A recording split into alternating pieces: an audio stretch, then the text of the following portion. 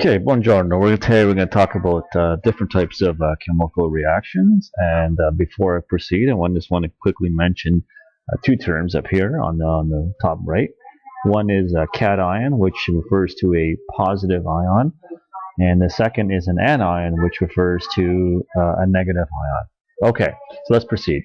So the first type of reaction we're going to look at is called a single displacement, and it takes on the form of basically an element, A, reacting with a compound, BC, giving you B, an element, and another compound, AC.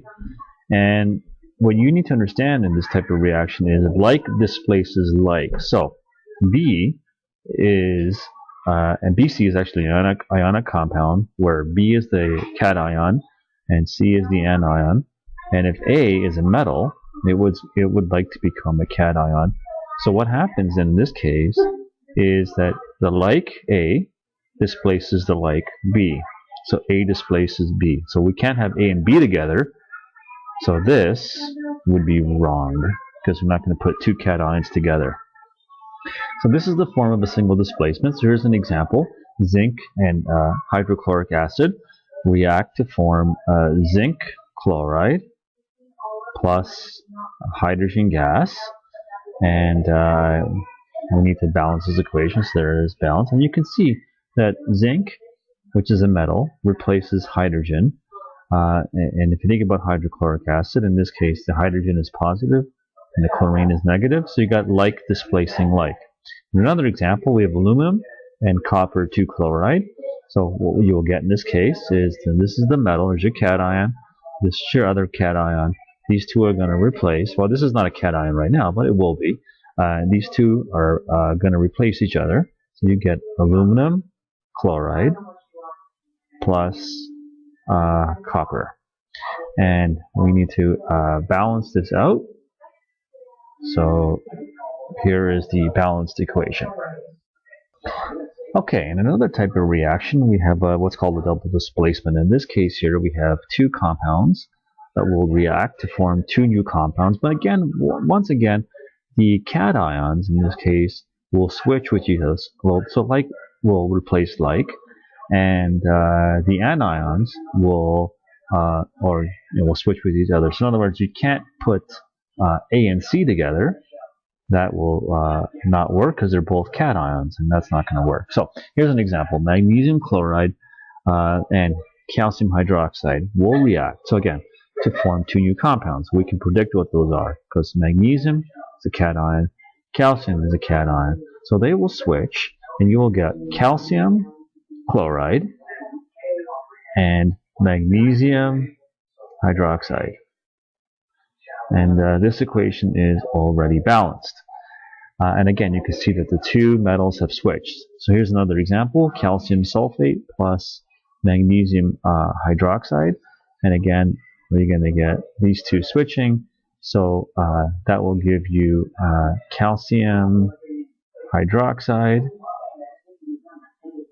and magnesium sulfate. And again, this equation is already balanced. Okay, a third type of reaction is what's called a synthesis reaction. In this case, you have two smaller things, such as two elements, combining to form a compound. So we make something bigger. So in this example here, magnesium and oxygen will react to form magnesium oxide. In this case, you can see the equation is not balanced, so we need to balance it out. There it is. In another reaction, we have hydrogen and oxygen forming water. So this will give you water. And again, this is not balanced, so now it is. So that's called a synthesis reaction. And truthfully, you can also refer to these as combustion reactions, which we will talk about a little bit later. Now, decomposition reaction is the exact opposite of a synthesis reaction.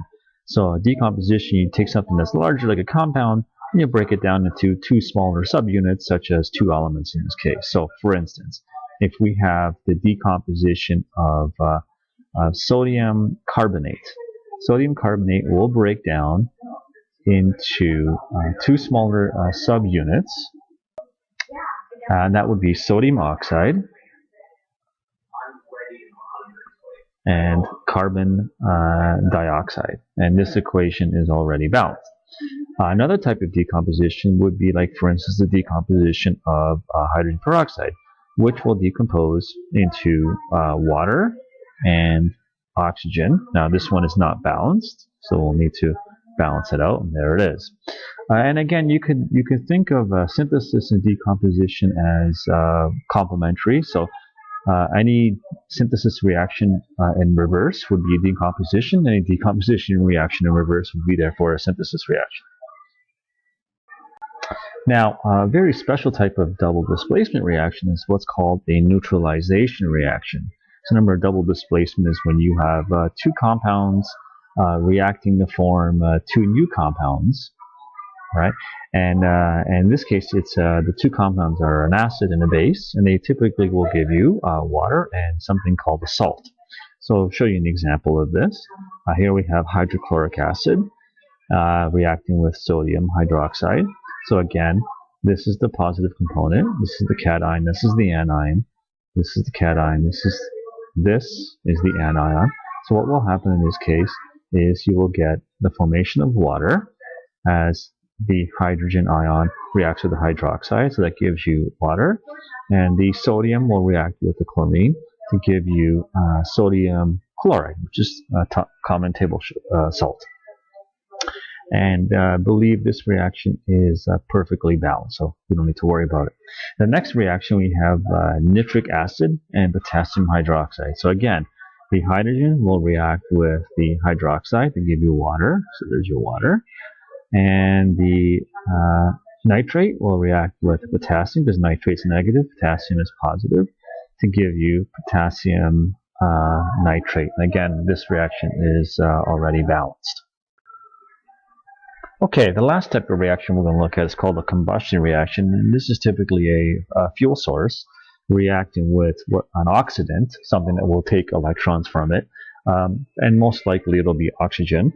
So an example here would be methane, CH4, and oxygen, and that's going to give you carbon dioxide and water, H2O, and here we need to balance this out. So if we put a 2 here, we have 4 hydrogen on the right, now we have 4 hydrogen on the left.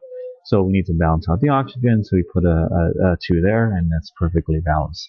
And the last example is C3H8, which is propane plus oxygen, and that will react to give you, again, carbon dioxide and water.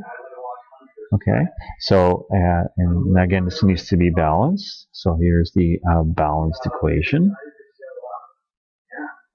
And so typically the pattern is when you have a hydrocarbon, this is called a hydrocarbon,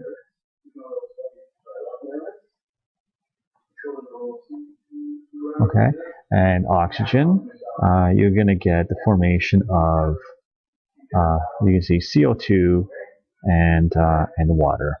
Okay, thank you very much.